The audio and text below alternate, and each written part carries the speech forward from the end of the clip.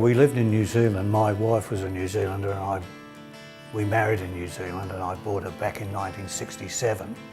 And the first game that I took her to see was Carlton versus North Melbourne at Arden Street. And she got a crush on Alex Jesaulenko.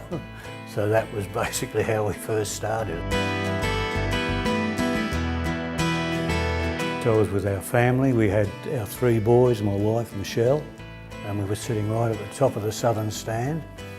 And I think that probably before the football, I might just dwell on how we got the finals tickets. And in those days, of course, we had to queue for tickets. Members had to queue for tickets, and we put out our box about 6 weeks before the tickets were sold, came up and camped out, and I came up and got those tickets for that grand final. That was our first grand final. It was a goal fest.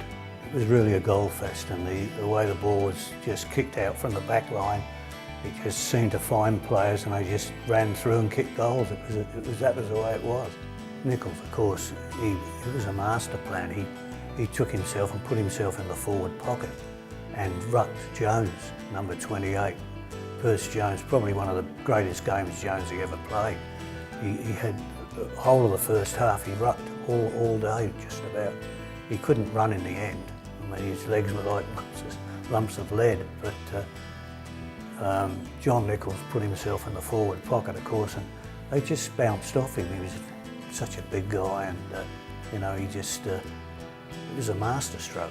For goal scoring and dominance, it would be, except for Richmond made a run at them in the last quarter, I'd say that will be the most biggest game for scoring, but I've seen some great home and away games here over the years.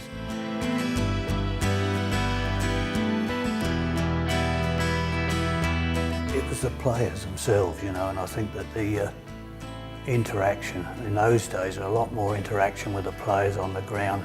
I mean, our kids used to jump the fence after the game and go up and grab the players, and they'd run off, just about run up the race with them, you know. I think being able to get on the ground and interact with the players and run off with them, that was what moulded, I think, the spectators and the supporters to the club.